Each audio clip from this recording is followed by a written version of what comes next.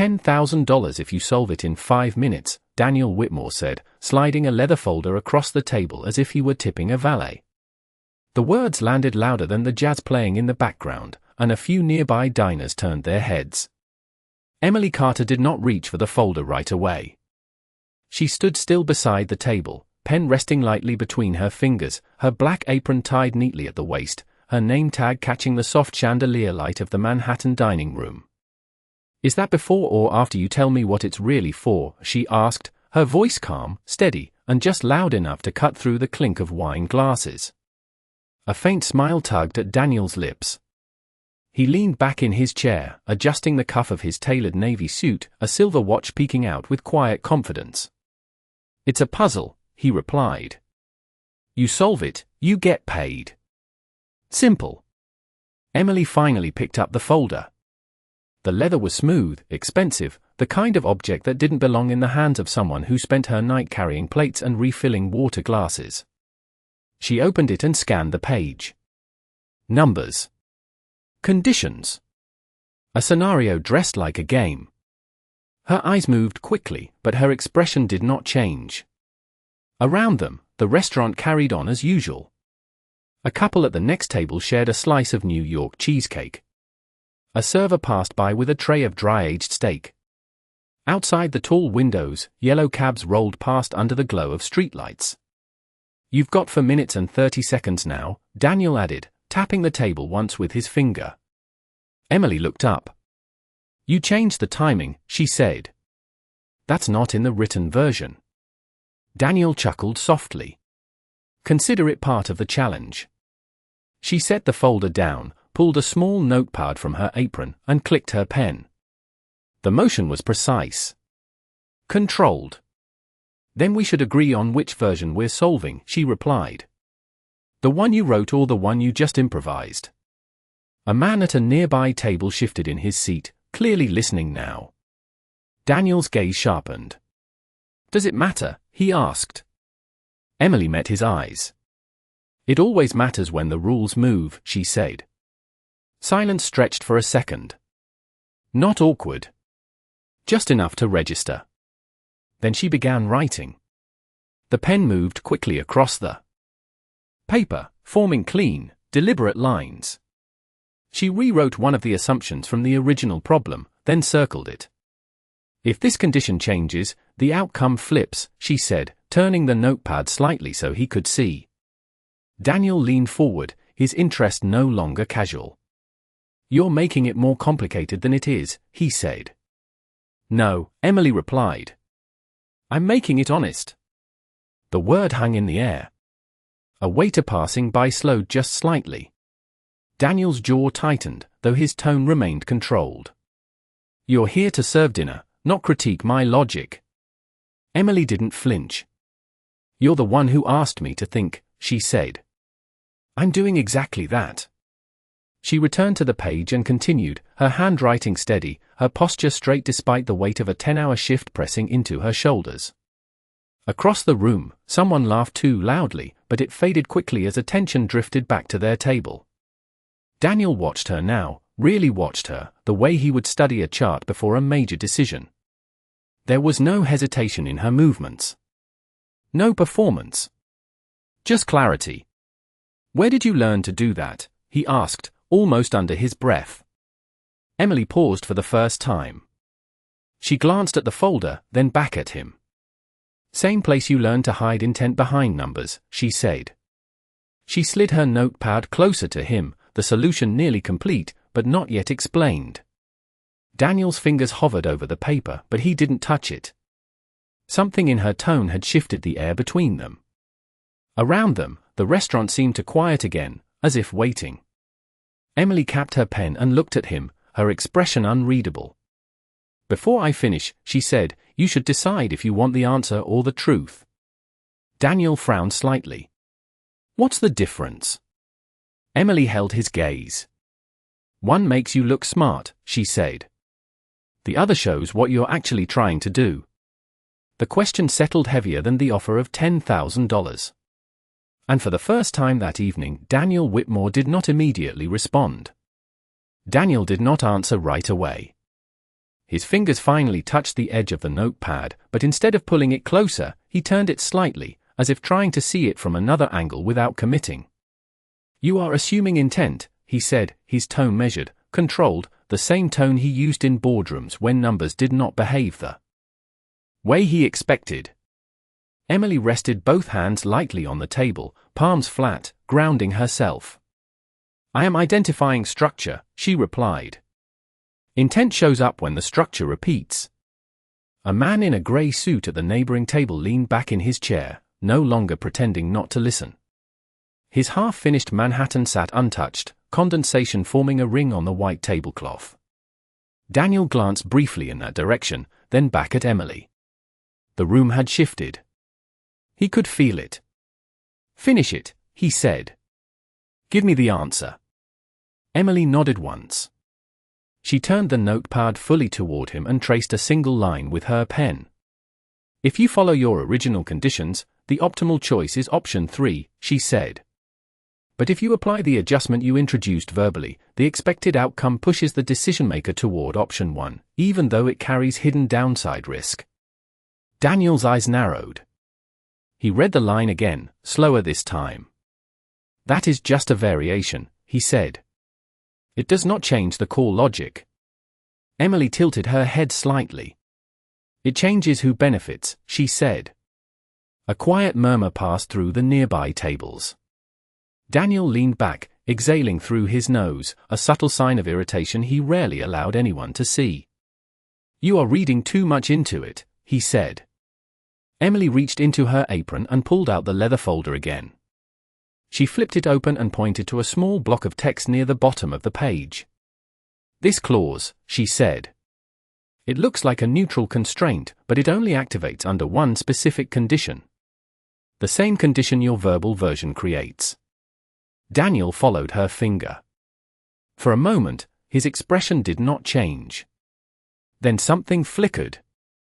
Recognition. He masked it quickly, but it was there. "Coincidence," he said. Emily shook her head once. "Patterns are not coincidence when they align with incentives," she said. She stepped back half a pace, giving him space, but also giving the moment room to breathe. The man in the grey suit set his glass down carefully. "Is this about a real deal?" he asked, his voice low but clear. Daniel did not look at him. "This is a private conversation," he said. Emily glanced briefly at the man, then back at Daniel. "It stopped being private when you made it a performance," she said. The words landed clean. No sharpness. Just fact. Daniel's jaw tightened again. He reached for his phone, unlocked it, and pulled up an email thread. The screen reflected faintly in his eyes. He scrolled once, then stopped. Emily watched the movement, not the screen. "You structured a scenario where the decision-maker believes they are optimizing," she continued. "But the constraints steer them toward a pre-selected outcome." Daniel looked up. "That is how strategy works," he said. Emily nodded. "Strategy is transparent about trade-offs," she said. "This hides them." The investor at the next table leaned forward now, fully engaged. "What kind of downside are we talking about?" he asked. Daniel finally turned his head. "This does not concern you," he said, sharper this time. Emily did not raise her voice. "Liquidity exposure over 12 months, she said, answering the question anyway. "Triggered by the same condition that activates that clause." The man in the grey suit went still. "That is not in the summary deck," he said quietly. Daniel stood up halfway from his chair, then stopped, as if catching himself. He adjusted his jacket instead, smoothing it down with deliberate care. "You are speculating," he said, but the certainty in his voice had thinned. Emily picked up the notepad again and wrote one final line. Then she slid it across to him. "I am mapping what is already there," she said. Daniel looked down. The line was simple. A single sentence connecting the altered assumption, the hidden clause, and the projected outcome. He read it once. Then again. The restaurant felt smaller somehow, as if the walls had moved in by a few inches. Where did you see this before? He asked, quieter now. Emily held his gaze. That is the part you have not asked about yet, she said. Daniel's grip tightened slightly on the edge of the table. Around them, no one was pretending anymore. And for the first time that night, the question was no longer whether she could solve the test, but how she already knew what it was designed to do. Daniel did not blink this time. He stared at the line on the notepad as if it had been pulled straight out of a confidential briefing he had signed off weeks ago. His voice dropped. You have seen this before, he said. It was not a question anymore. Emily did not answer immediately. She reached for the leather folder, closed it carefully, and aligned it with the edge of the table as if restoring order to something that had slipped. 3 years ago, she said, her tone even, a mid-sized logistics company in Ohio restructured its debt using a model almost identical to this. Daniel's eyes lifted slowly. That was not public, he said. Emily met his gaze. The outcome was, she replied. The man in the grey suit shifted again, pulling out his phone now, his thumb hovering over the screen. Wait, he said quietly, more to himself than to them. Was that the Franklin case? Emily nodded once. Franklin Freight Solutions, she said. They thought they were stabilizing. 12 months later, they were forced into asset liquidation. Daniel's jaw tightened. That situation was mismanaged by their leadership, he said. Emily's expression did not change, but something in her eyes sharpened. That is one way to describe it, she said. She reached into her apron again and pulled out a folded receipt, worn at the edges. She placed it on the table, sliding it toward him. That was my brother's company, she said. The words did not rise. They landed. Daniel looked down at the receipt.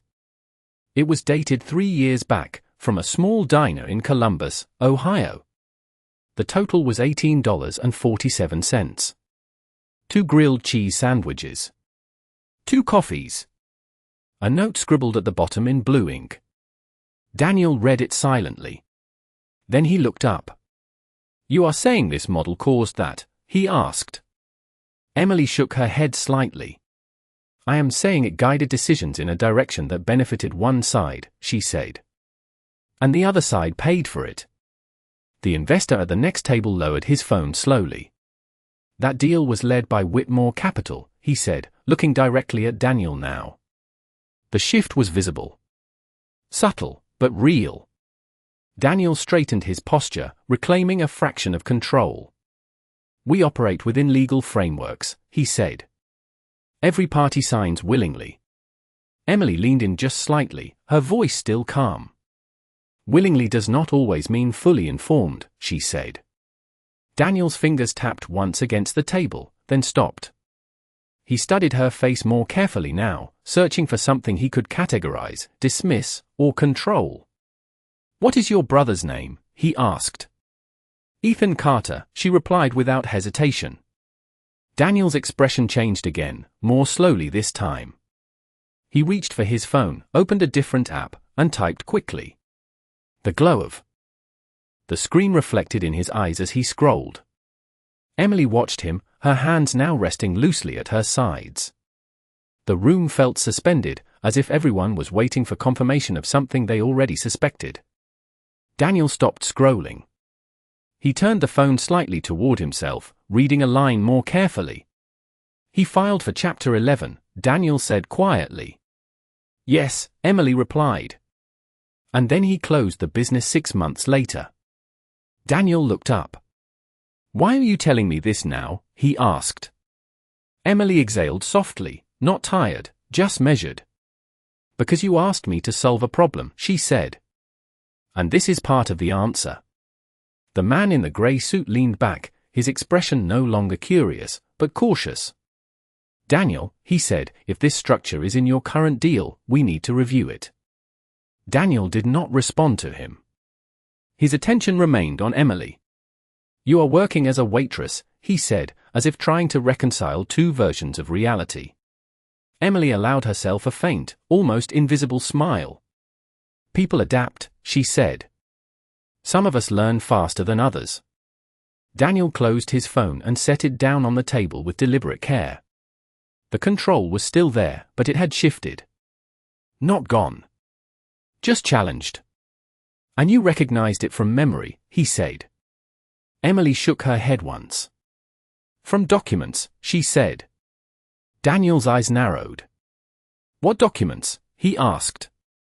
Emily reached into her apron one more time. This time, she did not pull anything out immediately. Her fingers paused, as if deciding whether to cross a line that could not be uncrossed. Around them, the restaurant held its breath again. Then she placed a thin, folded copy of a financial summary on the table. The header was clear. Whitmore Capital. Daniel's name printed at the top. He stared at it for a long second before speaking. How did you get this? He asked. Emily looked at him, steady, unflinching. That is what you should be asking next, she said. Daniel did not touch the document at first. He looked at the header, then at Emily, then back at the numbers printed beneath his own name as if the paper had rewritten itself without permission. The formatting was unmistakable. Internal. Not a public deck. Not something that should have left his firm. This is not a summary, he said quietly. This is a draft. Model. Emily nodded once. Version 3.2, she said. Before the compliance edits. That detail landed harder than anything else. Daniel reached for the paper now, his fingers firm, controlled, but slower than before. He flipped it open fully. The pages were marked with small handwritten notes in the margins, blue ink, tight lettering. Not hers. Someone else's. He recognized the style immediately. Who gave you this? He asked. Emily did not answer that question. Instead, she stepped slightly to the side and pointed to a specific paragraph halfway down the page. Read the footnote, she said. Daniel's eyes moved down. The footnote was small, almost easy to miss. It referenced a conditional trigger tied to a liquidity threshold. He read it once. Then again. His posture shifted. Not outwardly dramatic, but enough that the investor at the next table noticed. That threshold is adjustable, Daniel said. It depends on market conditions. Emily shook her head. It is adjustable on paper, she said. But the internal memo locks it at a fixed percentage. Daniel's gaze snapped back to her. There is no memo attached to this version, he said. Emily reached into her apron again and this time produced a second sheet. Thinner. Folded twice. She placed it beside the first. It was not attached, she said. It was circulated separately. Daniel unfolded it. The letterhead was smaller, less formal, but still carried the Whitmore Capital watermark faintly across the top. The date was 2 weeks earlier than the draft in his hand. He scanned the text quickly, then slowed down as he reached the second paragraph. His thumb pressed against the edge of the page, holding it steady. The language was clear. The threshold was not meant to move. It was fixed to ensure a predictable trigger point.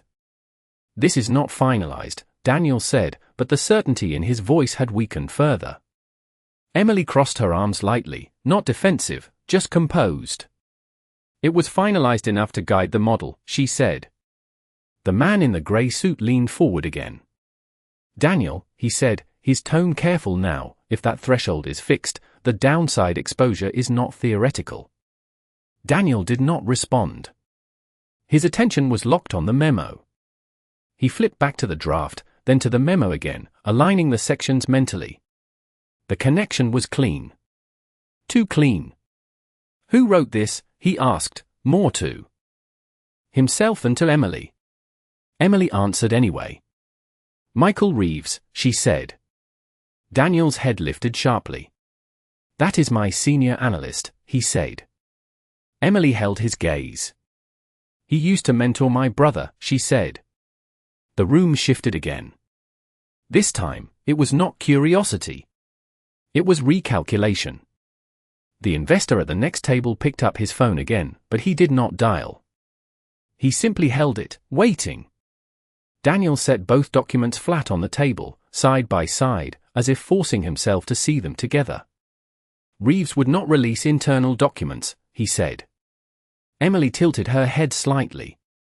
He did not release them, she said. He left them. Daniel frowned. Left them where? He asked. Emily's eyes moved briefly to the receipt still lying near the edge of the table. The one from Columbus. Then back to him.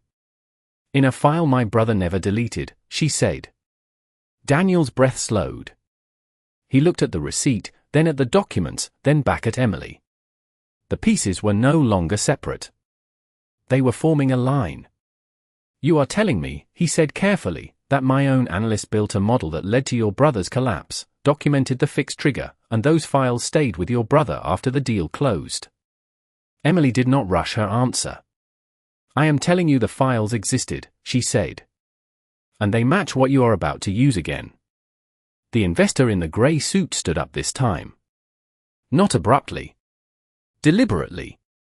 I need to make a call, he said, stepping away from the table. Daniel did not stop him. He did not even look. His focus remained on Emily, but something had changed. The control was no longer centered on him. It was shared now. Uneven. Unstable. Why bring this to me here? He asked. Emily's voice stayed steady.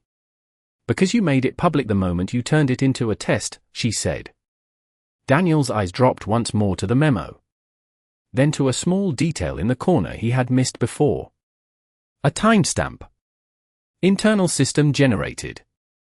It showed the document had been accessed again just 48 hours ago. Daniel's expression stilled completely. He looked up at Emily, slower this time. These files were opened recently, he said. Emily did not move. Yes, she replied. Daniel's voice lowered. By who? Emily held his gaze, unflinching. That is the part you are about to find out, she said. Daniel did not look away this time. He reached for his phone again, but his movements were no longer casual. He opened a secure internal app, typed quickly, and turned the screen slightly away from Emily. I am locking access to this file set, he said, his voice low but firm. No one touches anything until I say so. The words were not for her. They were for whoever was on the other end. He paused, then added, and pull the access logs for the last 72 hours. I want names, timestamps, everything. He ended the call without waiting for confirmation. The pressure in the room shifted again. This was no longer a conversation. It was an escalation. Emily watched him carefully, her posture unchanged, but her eyes sharper now. That will not stop what already happened, she said. Daniel slipped the phone back into his pocket. It might stop what happens next, he replied. He picked up the memo again and tapped the timestamp with his finger. 48 hours ago, he said. That means someone inside my firm reopened this model right before this deal went live. Emily nodded slightly. Or someone outside your firm, she said. Daniel's gaze narrowed. You are suggesting a breach, he said. Emily did not answer directly. Instead, she reached for the receipt again and flipped it over. On the back, faint but visible, was a handwritten phone number. The ink had faded, but the digits were still legible. My brother kept records, she said. Even after everything collapsed. Daniel looked at the number, then back at her. That is not an internal contact, he said. Emily's voice remained steady. No, she said. It is not. The implication settled in slowly. Daniel's expression hardened. Who is it? He asked. Emily held his gaze. The person who called him the night before he signed, she said. Daniel's jaw tightened again, but this time there was something else beneath it. Calculation. He reached for his phone once more, hesitated for half a second, then dialed a different number. He turned slightly away from the table, but his voice was still audible. I need a trace on a number, he said. I will send it now. Priority. He ended the call and immediately typed the digits from the receipt into his phone. Across the room, the investor in the grey suit had not left the restaurant after all. He stood near the bar, speaking quietly to someone on his own phone, glancing back at Daniel's table more than once. The stakes had moved beyond dinner. Emily stepped back half a pace, giving space again, but also marking a boundary. "You are moving fast," she said. Daniel looked up at her. "I do not wait when something smells wrong," he replied. Emily's lips pressed together briefly, not in disagreement, but in recognition. "Neither did my brother," she said. Daniel's phone buzzed in his hand. He glanced down. A message. Short. Direct. His eyes scanned it once, then again more slowly. His expression did not explode. It tightened. Focused. "What is it?" Emily asked. Daniel lifted his eyes to hers. "The number," he said, his voice lower now. "It belongs to a consulting line contracted by my firm." Emily did not move. "What kind of consulting?" she asked. Daniel held her gaze for a long second before answering. "Behavioral risk assessment," he said. The words landed differently this time. Not theoretical. Not abstract. Real. Emily's eyes flickered once, a small shift, but enough. "So the test was never just yours," she said. Daniel did not respond immediately. He looked back down at the memo, then at the number on his phone, then at the dining room around them, as if seeing it differently now. "No," he said finally. "It was not." The investor at the bar ended his call and began walking toward the exit, his pace controlled but purposeful. Daniel noticed. So did Emily. The moment was slipping into consequence. Daniel straightened, his voice steady again, but no longer detached. "If someone inside my firm is using this model without oversight," he said, "this deal is bigger than I thought." Emily nodded once. "It always was," she said. Daniel looked at her, really looked this time, not as a waitress, not as a challenge, but as a variable he had failed to account for. "You said your brother got a call the night before he signed," he said. Emily's eyes did not leave his. "Yes," she replied. Daniel took a slow breath. "What did they tell him?" Emily held his gaze, her voice calm, but carrying something deeper now. "They told him the model had already been approved," she said. Daniel's expression stilled completely. And for the first time that night, the question was no longer who accessed the file, but who had the authority to approve it before he ever saw it. Daniel did not speak for several seconds. The noise of the restaurant returned in fragments, the clink of glass, a distant laugh, the low hum of conversation, but it all felt muted around their table. He picked up the memo again and read the approval line more carefully, his eyes tracing the authorization code printed beneath it. "This code," he said slowly, "it should map to a senior partner." Emily watched him, her expression steady, but her fingers tightened slightly around the edge of her notepad. "Does it?" she asked. Daniel did not answer immediately. Instead, he unlocked his phone again and opened a different internal system, one he rarely accessed outside the office. His thumb moved with precision now, navigating layers of authentication, entering a passcode, confirming a biometric scan. The screen shifted to a clean interface with a list of authorization records. He typed in the code. The result appeared almost instantly. Daniel's eyes locked onto the name. For a moment, his posture did not change, but something behind his gaze did. "That is not possible," he said quietly. Emily tilted her head slightly. "What is it?" she asked. Daniel turned the phone toward himself again, shielding the screen, but not before she caught a glimpse of the name at the top. It was not a stranger. It was someone with authority. Someone who did not need permission to move quietly. "The approval came from inside the executive tier," Daniel said. "Someone who reports directly to me." The words carried weight now. Not speculation. Structure. Emily exhaled softly, not surprised, but confirmed. Then your test was never yours alone, she said. Daniel nodded once, slower this time. No, he said. It was already in motion. He set the phone down and leaned back slightly, not retreating, but recalibrating. The control he was used to was still there, but it had shifted into something sharper. Focused. If this model was approved without my review, he continued, then someone bypassed protocol. Emily stepped closer again, just enough to bring the documents back into alignment between them. Or someone assumed you would agree after the fact, she said. Daniel looked at her, and this time there was no dismissal in his expression. Only recognition. That would require confidence, he said. Emily nodded. Or a pattern, she replied. Daniel's gaze dropped briefly to the receipt, then to the memo, then to the authorization code still visible on his phone. The pieces were no longer abstract. They were connected. And someone had arranged them before he even sat down at this table. Across the room, the investor who had been at the bar was now gone. His empty glass remained on the counter, a small, visible absence. Daniel noticed it. We are losing time, he said. Emily's eyes followed his for a fraction of a second, then returned to him. Then you should stop treating this like a puzzle, she said. And start treating it like a decision.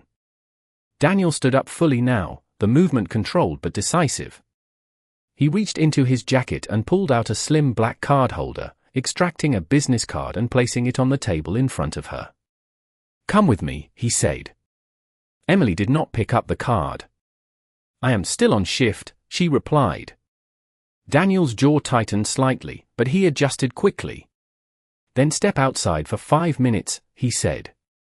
That is all I need. Emily held his gaze, weighing the request. Around them, the restaurant had resumed its rhythm, but their table remained a separate current. You said someone approved this before you saw it, she said. If that is true, they already know you are looking. Daniel did not deny it. Which means I do not have the luxury of waiting, he said. Emily glanced at the documents one more time, then back at him. Neither do I, she said quietly. She reached into her apron and pulled out one final item. A small USB drive, plain, unmarked, the kind that could pass unnoticed in a pocket or a drawer. She placed it beside the memo. This is what my brother kept after the deal closed, she said. Daniel's eyes dropped to the drive, then lifted back to her face. What is on it? He asked. Emily did not answer directly. Enough to show you this was not the first time, she said. Daniel's expression stilled again, but this time it was not uncertainty. It was alignment. The situation had moved beyond theory. Beyond a single deal. He reached for the USB drive, but stopped just short of touching it. If I take this, he said, there is no going back. Emily's voice remained calm, but firm. There was no going back the moment you placed that test on the table, she said. Daniel looked at her for a long second, then at the drive again. The decision was no longer about curiosity. It was about consequence. And as his hand finally moved toward the USB drive, one question settled heavier than all the others. If this was not the first time, how many deals had already been decided before anyone realized they were being tested? Daniel's fingers closed around the USB drive, but instead of pulling it toward himself, he turned it once between his thumb and index finger as if testing its weight. The object was small, almost insignificant, yet it carried more consequence than the entire folder on the table. We are not doing this here, he said. His voice was quieter now, but it carried authority that did not need volume. Emily did not argue. She reached for the folder, the memo, and the receipt, stacking them with precise movements. Then move, she said. Daniel picked up the drive and slipped it into his inner jacket pocket. He glanced once around the dining room, then stepped away from the table. Emily followed, her pace measured, neither rushed nor hesitant. They moved past the bar, past the host stand, and into the narrow corridor that led toward the private restrooms and a side exit used by staff. The lighting shifted there. Dimmer. Less polished. The sounds of the restaurant softened into a distant murmur. Daniel stopped near a service door marked employees only. He turned to face her fully. If this is what you say it is, he said, then someone inside my firm is running parallel decisions without oversight. Emily crossed her arms lightly, leaning back against the wall just enough to steady herself. Not parallel, she said. Ahead. Daniel's eyes narrowed.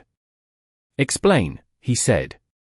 Emily stepped forward again, closing the distance by a few inches. The approval timestamp on that memo, she said. It predates your version of the model. Daniel's expression sharpened. That would mean that your test was built after the decision was already made, she finished. The words landed clean. No hesitation. Daniel exhaled slowly, his mind recalibrating in real time. So this was never about evaluating options, he said. It was about validating a predetermined outcome. Emily nodded once. And identifying who would accept it without questioning the structure, she added. Daniel looked at her differently now. Not as an anomaly. Not as a disruption. As a source. You recognized that immediately, he said. Emily's gaze held steady. I recognized the pattern, she replied. Daniel reached into his jacket and pulled out the USB drive again. He looked at it for a moment, then at her. What exactly is on this? He asked. Emily did not answer with words right away. Instead, she stepped closer and extended her hand. Give me your phone, she said. Daniel hesitated for half a second, then handed it over. The shift was subtle but undeniable. Control, once fully his, had tilted. Emily unlocked the phone with a glance from him, then navigated quickly, opening a secure file viewer. She inserted a small adapter from her apron pocket, connected the USB drive, and within seconds, a list of files appeared on the screen. Daniel watched her hands. Steady. Efficient. Not guessing. Knowing. She selected one file. A video recording. The thumbnail showed a conference room. A date stamp in the corner. 3 years ago. Watch, she said, handing the phone back. Daniel pressed play. The screen came to life with a recorded meeting. A group of executives sat around a polished table. At the head was a man Daniel recognized instantly. Michael Reeves. His senior analyst. Younger. More confident. The audio was clear. We present it as a neutral optimization model, Reeves was saying. But the constraints guide the outcome. They will think they chose it.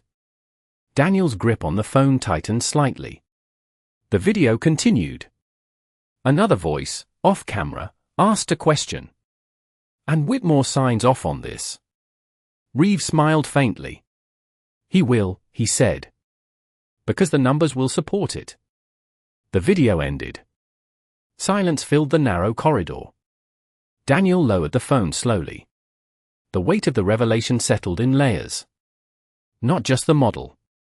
Not just the deal. His name. Used as a certainty. Emily watched him, not pressing, not rushing. Just waiting. You see it now, she said quietly. Daniel nodded once, almost imperceptibly. Yes, he said. His voice had changed.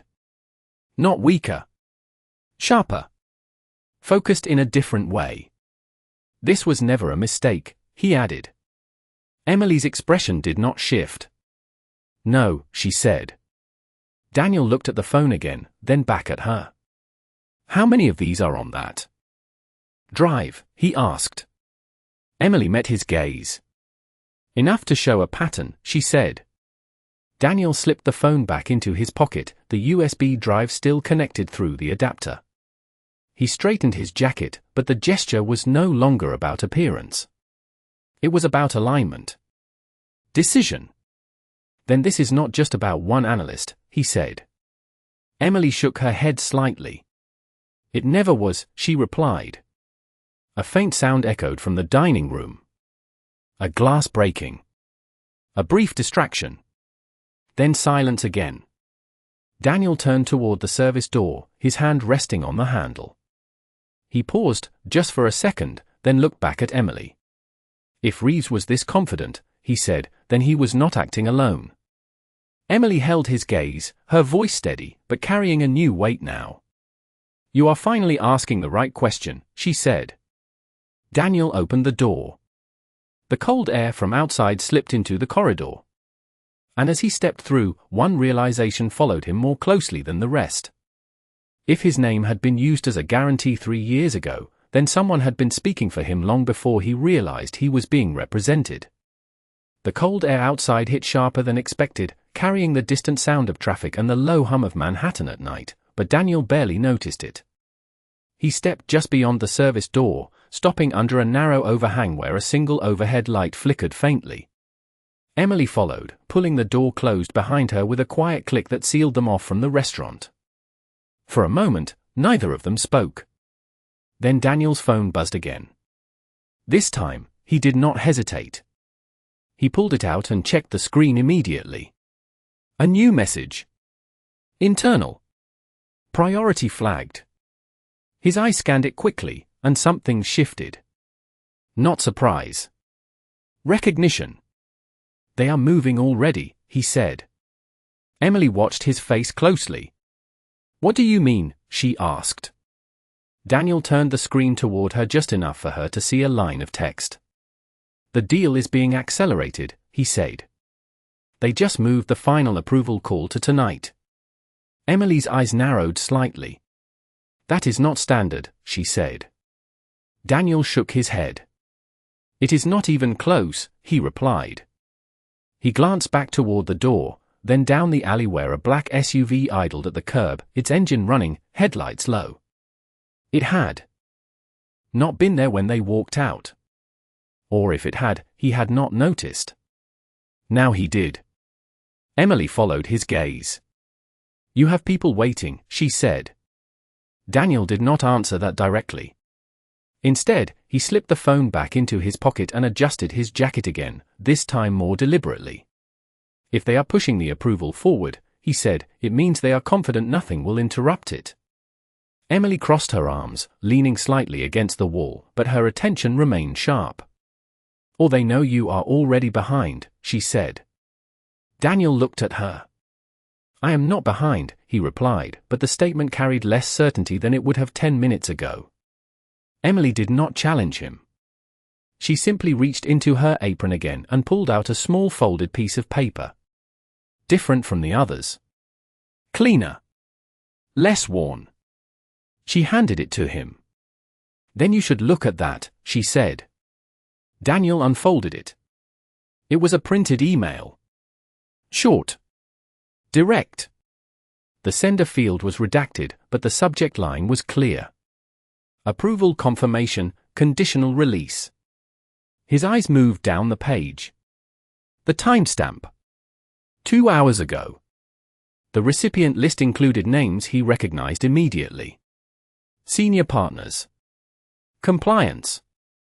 And one external address. Daniel's jaw tightened. "This was sent before they moved the call," he said. Emily nodded. "Which means the decision was already locked," she said. Daniel looked up from the paper, his mind recalibrating again. "Faster this time." "They are not just accelerating," he said. "They are closing the loop." The SUV at the curb shifted slightly, its engine revving once before settling again. A driver stepped out briefly, adjusting his coat, then leaned against the vehicle, watching the entrance without appearing to watch. Emily noticed. "That is not for me," she said quietly. Daniel followed her gaze. "No," he agreed. He folded the email carefully and slipped it into his pocket alongside the USB drive.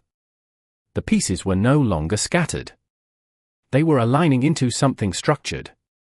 Intentional. "If they finalize this tonight," he said, "then whatever is on that drive becomes irrelevant to the outcome." Emily shook her head slightly. "Not irrelevant," she said. "Just too late." Daniel looked at her again, and this time there was no distance in his expression. Only calculation and something sharper beneath it. You said there is a pattern, he said. Emily held his gaze. Yes, she replied. Daniel nodded once. Then patterns can be interrupted, he said. Emily's lips pressed together briefly, as if weighing something. Then she spoke. Only if you know where they repeat, she said. Daniel took a slow breath and looked back at the SUV, then at the closed service door, then at the narrow alley stretching out behind them. The city moved as usual, unaware of the shift happening in this small space. He reached into his pocket again, pulling out the USB drive, turning it once more in his fingers. There is one more thing, isn't there, he said. Emily did not answer immediately. She stepped closer, just enough that her voice did not need to carry. I did not give you everything yet, she said. Daniel's eyes locked onto hers. Why not? He asked. Emily's expression remained calm, but there was a new edge now. Controlled. Intentional. Because I needed to see what you would do first, she said. The SUV engine revved again, louder this time, and the driver straightened, glancing toward them more directly. Daniel noticed. So did Emily. The moment was narrowing.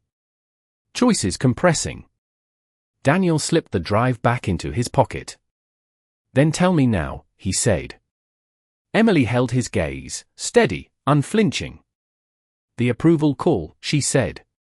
It is not happening where you think it is. Daniel's expression stilled. And for the first time since stepping outside, he realized the meeting he thought he needed to stop might already be happening somewhere else. Daniel did not move right away. The realization settled in, not as panic, but as structure. He looked at Emily, then back toward the SUV, then down at his phone as if mapping the sequence in his head. If the call is not where I think it is, he said slowly, then the location they gave me is a decoy. Emily nodded once. And whoever set it up expects you to go there, she said. Daniel's grip on his phone tightened slightly, but his expression shifted into something more deliberate. Then I should go, he said. Emily's eyes flickered, just briefly. You are walking into it on purpose, she said. Daniel met her gaze. I am letting them believe I am, he replied. That was the shift. Not reaction. Choice. He unlocked his phone and opened his calendar, pulling up the meeting invite for the approval call. The location field showed a private conference suite in Midtown, the kind of place designed for quiet deals and controlled environments. He tapped the details, then forwarded the invite to another contact, adding a short message. He did not explain it out loud, but Emily watched the motion closely. Who did you send that to? She asked. Daniel did not look up. Someone who does not like surprises, he said.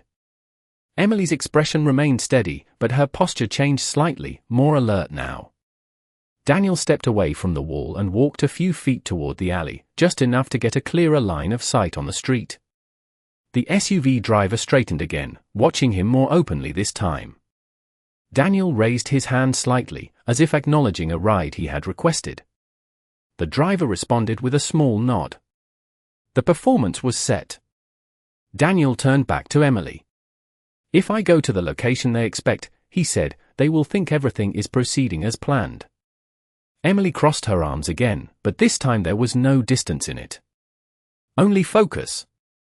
And while they are watching you, she said, they are not watching where the real decision is happening. Daniel nodded once. Exactly. He reached into his pocket and pulled out the USB drive again, holding it between them. This stays with me, he said. Emily did not argue.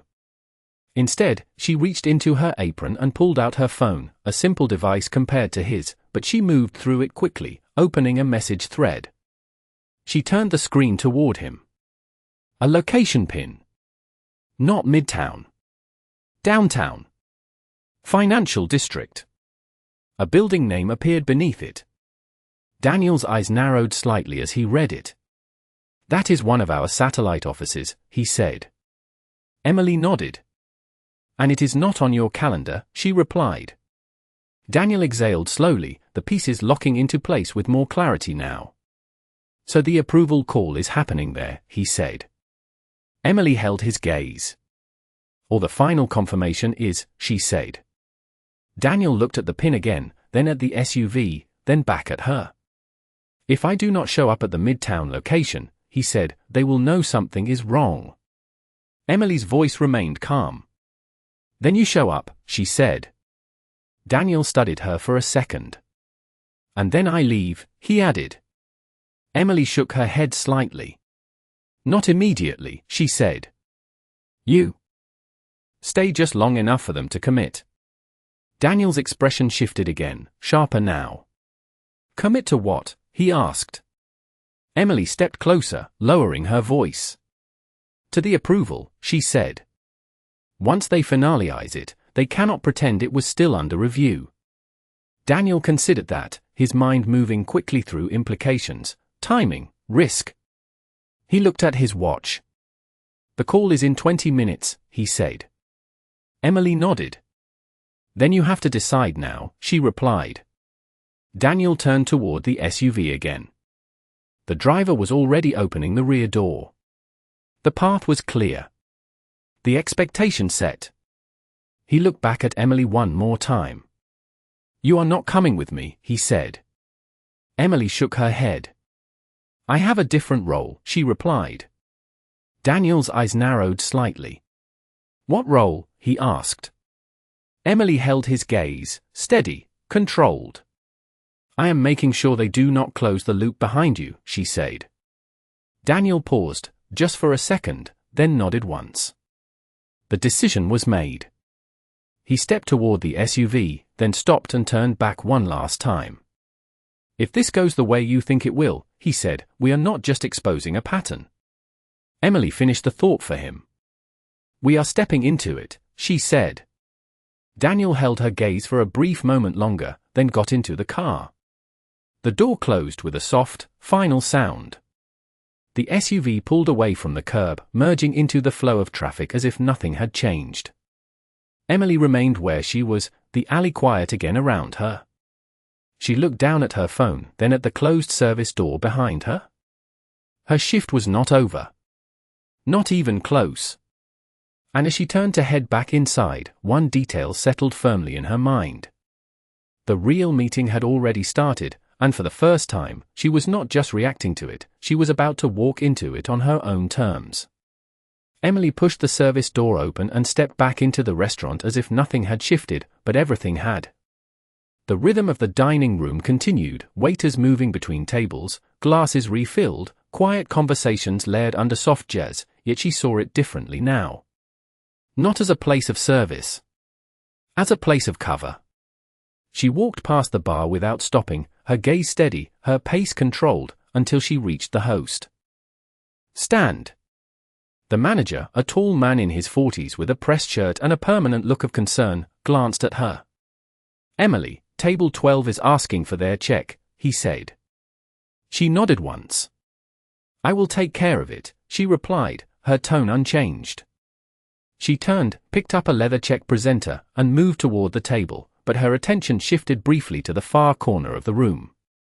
A man sat alone, mid-50s, grey hair, expensive suit, no food in front of him. Just a glass of water. He had not been there before.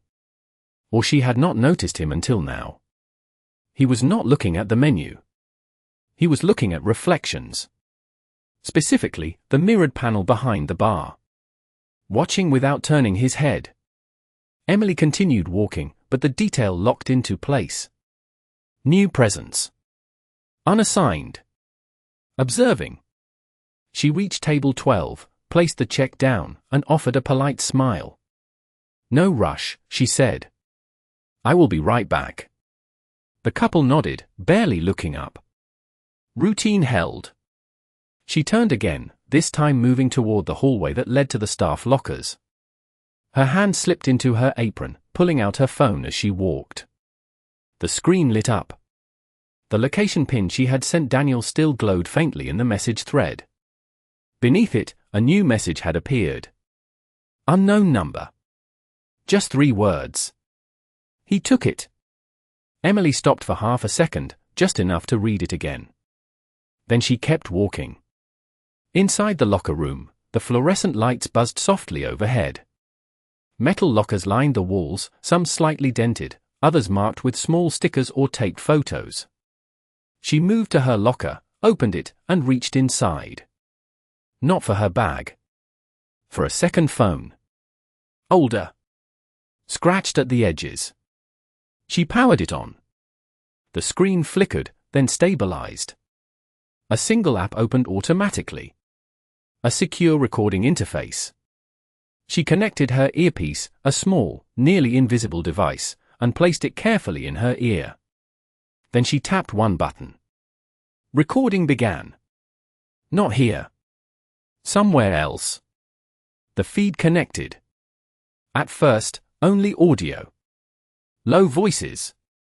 Then clearer. A room. Controlled. Professional. We are proceeding as outlined, a voice said. Male. Confident. Not Daniel. Emily stood still, listening. Her eyes focused, her breathing even. The feed sharpened. Another voice joined. And Whitmore, someone asked. A brief pause. Then a reply.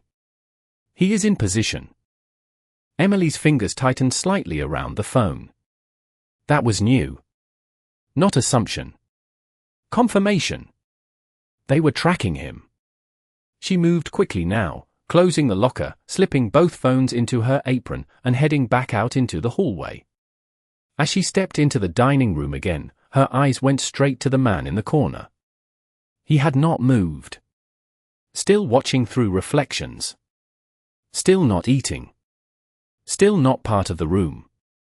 Emily adjusted her posture slightly, picking up a tray from a passing server as if she had always been on her way to another table. The movement was seamless. Invisible. But her direction changed. Not toward her assigned section. Toward him. She approached slowly, placing the tray down on a nearby empty table, then stepping just close enough to his line of sight. Sir, she said politely, would you like to order something? The man did not turn immediately. Then, slowly, he shifted his gaze toward her. His eyes were calm. Too calm. I am waiting, he said. Emily held his gaze. For someone, she asked. The man's lips curved slightly. Not a smile. Recognition. For the right moment, he replied. The word settled between them with quiet precision. Emily nodded once, as if that answer made sense in a normal context. Of course, she said. She turned to leave, but not before catching one more detail. On the table in front of him, partially hidden beneath the menu, was a familiar symbol. A small printed logo. Whitmore Capital. Not public branding. Internal. Emily walked away without breaking pace, her mind already aligning the new piece. Inside the locker room, the feed continued to run. Outside, Daniel was walking into a controlled space. And here, inside this restaurant, someone was already waiting for the moment everything would converge. Emily reached her station, picked up a glass of water, and set it down with steady hands. The timing was no longer uncertain. It was synchronized. And as she adjusted the earpiece slightly, one realization settled with absolute clarity. The test had never been on the table alone. It had been running across rooms, across people, across time, and the next move would decide who had been part of it from the very beginning. Emily did not rush. She let the room breathe, let the man in the corner believe he was still the one observing, still the one waiting. For his moment. Then her earpiece crackled again, sharper this time, the audio feed no longer just background noise. A voice cut through clearly. Final confirmation requires dual authorization, someone said. Another voice responded immediately. Override accepted. Proxy authorization in place. Emily's steps slowed by half a beat. That was new. Not just approval. Override. She moved toward the service station, placing a glass down with steady hands, her mind already mapping the implication. Proxy meant someone was signing in Daniel's place. Not just using his name. Replacing his authority. She turned slightly, her eyes catching the man in the corner again. He had shifted now, no longer pretending to watch through reflections. He was watching her directly. The balance had moved. Emily reached into her apron and pulled out the older phone again, the one running the live feed. She adjusted the volume just enough to isolate the next exchange. "Proceed," the voice said. "Record that Whitmore approval has been executed." Emily's fingers tightened around the device. Executed. Past tense. She moved quickly now, crossing the floor with purpose, but without drawing attention, and stopped directly in front of the man's table. "Sir," she said, her voice calm but firm, "I think you have been waiting long enough." The man looked up at her, his expression unreadable for a fraction of a second before settling into something colder. "I believe I have," he replied. Emily placed the older phone on the table between them and tapped the screen. The audio played openly now, no longer hidden. Proxy authorization in place, the voice repeated through the small speaker. The man's eyes flickered once. Just once. But it was enough. Emily leaned in slightly, lowering her voice. "You are not waiting for the right moment," she said. "You are waiting for confirmation." The man's gaze hardened. "You should be careful what you assume," he said. Emily did not step back. "I am not assuming," she replied. "I am listening." The audio continued. A third voice entered the feed. Clear. Familiar. Daniel's. But something was off. The tone. Slightly delayed. Slightly flat. "Approval confirmed," the voice said. Emily's eyes did not leave the man's face. "That is not live," she said quietly. "That is a recorded insertion." The man's fingers moved toward the phone, but Emily was faster. She lifted it just out of reach, her posture still composed, but her control now visible. "You built a system that replaces decisions with certainty," she said. "But you forgot one thing." The man's jaw tightened. "And what is that?" he asked. Emily held his gaze. "Certainty leaves a trail," she said. She reached into her apron again and pulled out the printed email, the one with the external address, and placed it beside the phone. Then she added the memo. Then the receipt. One by one. Not rushed. Deliberate. A pattern laid out in plain sight. The man looked at the documents, then back at her. "You think this changes anything?" he said. Emily's voice remained steady. "It already has," she replied. At that exact moment, her earpiece crackled again, louder this time. A new voice. "Urgent. The Midtown room is empty," someone said. "Whitmore is not here." The man's expression shifted. Not panic. But calculation disrupted. Emily saw it. "He is not where you expected him," she said. The man leaned back slowly, his eyes narrowing. "Then where is he?" he asked. Emily did not answer. Instead, she tapped the phone again, bringing up a second file from the USB drive. Not a video this time. A document. A signed authorization log. 2 names. 1 real. 1 proxy. And a timestamp that placed the override before Daniel ever left the restaurant. She turned the screen toward him. "Right here," she said. The man's eyes locked onto the names. This time, he did not hide the reaction. His fingers curled slightly against the table. The balance had shifted. Not subtly. Completely. Emily straightened, her posture calm, but her presence now undeniable. "You did not just bypass him," she said. "You replaced him." The man looked up at her, his voice lower now. "You have no idea what you are stepping into," he said. Emily held his gaze without hesitation. "I know exactly," she replied. Behind her, the restaurant continued as if nothing had changed, but the space between them had become something else entirely. Not a dining table. A line. And as the man's eyes flicked once more to the documents, one realization settled heavily into the moment. The system he had trusted to stay invisible had just been placed under a light he could not control, and the next move would determine whether he could still contain it or if it was already too late. The man's eyes remained locked on the screen, but for the first time, he did not reach for control. The documents were no longer something he could dismiss, and the recording still echoed softly between them. Emily stood steady, but her breath had changed, slower, heavier, as if something deeper than the moment had surfaced. Across the room, the jazz continued, glasses clinked, and no one else seemed to notice that a line had just been crossed. Then her earpiece crackled again. A pause. Then Daniel's real voice, live this time, sharp and unfiltered.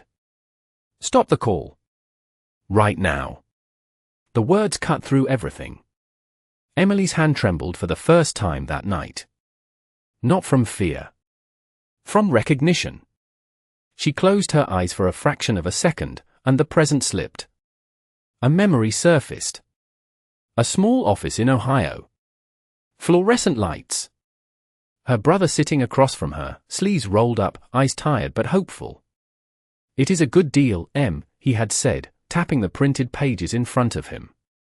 I checked everything. She remembered the way she had stood there, arms crossed, her voice controlled but distant. You are not seeing the structure, she had told him. You are trusting the outcome they want you to see. He had smiled, tired, stubborn. You always think there is something hidden. She had shaken her head, already turning away. Because there usually is. The memory sharpened. The last thing she said before leaving that room. If you sign this, you are on your own. The door closing behind her? The silence after. Back in the present, Emily's fingers tightened around the phone. Her breath caught slightly, and this time she did not steady it immediately. The weight of that moment had never left. It had just been buried under logic, under analysis, under distance. Now it surfaced. Clear. Unavoidable. The man across from her watched, noticing the shift, but he did not understand it. Not fully. You are hesitating, he said quietly. Emily opened her eyes again, but something had changed. Not weakness. Exposure. No, she said softly. I am remembering. She reached into her apron again, but this time her hand was not as steady. She pulled out her phone, the simple one, and held it for a moment longer than necessary. Her thumb hovered over the screen. For the first time, the control she had carried all night met something else. Regret. Not abstract. Not distant. Immediate. Her voice, when she spoke again, was quieter. I thought I could fix it by understanding it, she said, more to herself than to the man. But I left before it mattered. The man leaned forward slightly. This is not the time for reflection, he said. Emily looked at him, and there was something in her eyes now that had not been there before. Not just clarity. Humanity. It is exactly the time, she replied. Her thumb pressed the screen. A contact opened. Ethan. The name sat there, unchanged, untouched for years. Her hand trembled again, more visibly now. She inhaled slowly, then pressed call. The line rang once. Twice. 3 times. Each second stretched, heavier than the last. A part of her expected nothing. Silence. Absence. Then the call connected. A voice answered, cautious, unfamiliar in tone but not in identity. Hello? Emily's breath caught. Just for a second. A single tear formed, uninvited, and slipped down her cheek before she could stop it. She did not wipe it away. Ethan, she said, her voice unsteady for the first time, it is me. There was a pause on the other end. Long enough to carry years. Emily, he replied. She closed her eyes briefly, grounding herself in the sound of his voice. "I was wrong," she said. The words were simple, but they carried everything she had held back. "I should not have left you alone in that." Silence again. Then a breath. "You figured it out, did you not?" he asked. Emily nodded, though he could not see it. "Yes," she said. "And I need your help to stop it before it happens again." Across the table, the man's posture shifted slightly, the first real sign of uncertainty breaking through. He watched her now not as an observer, but as someone who had lost control of the frame. Emily steadied her voice, even as her hand still trembled around the phone. "I am not asking you to trust me," she said. "I am asking you to stand with me this time." The line stayed quiet for a moment. Then Ethan spoke again, slower now, more deliberate. "Tell me what you need." Emily opened her eyes and looked directly at the man across from her. The balance had shifted again, but this time it was not just about evidence or exposure. It was about alignment. "Stay on the line," she said. Then she set the phone on the table, speaker on, her voice steadying as she stepped forward. "Because this time," she added, her gaze fixed and unwavering, "you are going to hear exactly how this ends." And for the first time that night, the next move was no longer theirs to control. The restaurant door burst open before anyone could say another word. The sound cut through the room, sharp and unexpected, turning heads in a wave that moved from table to table. Emily froze for a fraction of a second, her breath catching as the figure stepped inside. Ethan. He was there. Not a voice on the phone. Not a memory. Real. Standing just inside the doorway, slightly out of breath, his jacket half zipped, his eyes searching until they found her. Everything else in the room faded. The man at the table did not speak. The documents remained where they were. The audio feed still whispered from the phone. None of it mattered in that moment. Ethan took 2 steps forward, then stopped, as if unsure whether to close the distance or turn back. Emily moved first. The tray she had been holding slipped from her hand, clattering softly against the floor, but she did not look down. She crossed the space between them quickly, her steps uneven now, no longer controlled, no longer measured. "Ethan," she said, and her voice broke in the middle of his name. He did not wait for another word. He met her halfway, his arms wrapping around her tightly, pulling her in with a force that carried years of distance and everything left unsaid.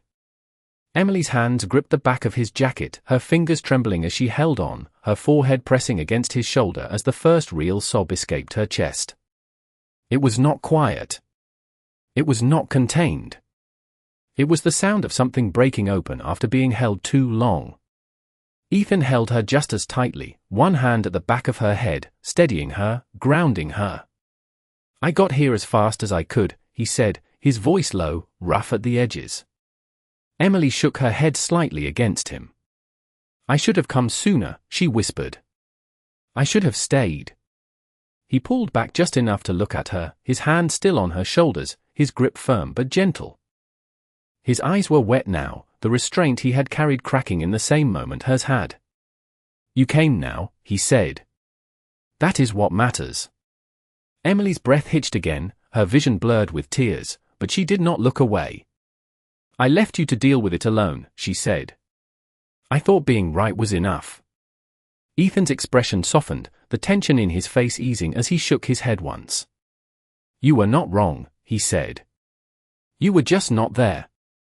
The words settled differently than she expected. Not accusation. Not blame. Truth. Emily nodded slowly, her hand still gripping his sleeves as if letting go would break the moment apart. "I am here now," she said. Ethan gave a small, tired smile, the kind that came from something real, something earned. "Yeah," he replied. "You are." Behind them, the man at the table watched in silence, his presence diminished, his control no longer part of the moment. A server nearby paused, then quietly stepped back, giving space without drawing attention. The room adjusted around them, subtle but respectful, as if understanding without needing explanation. Emily let out a slow breath, her shoulders relaxing for the first time that night. Her grip on Ethan loosened slightly, but she did not step away. She kept one hand in his, her fingers still trembling, but steadier now. "We can fix this," she said softly. Ethan nodded once, his hand tightening around hers. "Together," he said. Emily glanced briefly toward the table where the documents lay, then back at him. The fight was still there. The truth still mattered. But something had shifted. The weight was no longer hers alone. She looked at him, really looked, and for the first time, there was no distance between who she was and what she had chosen. "I am not leaving this time," she said. Ethan held her gaze, his voice calm, certain. "Then neither am I." And in that moment, surrounded by noise that no longer reached them, the only thing that remained clear was the quiet, steady truth between them. Some things could not be undone, but they could still be held, together, without letting go.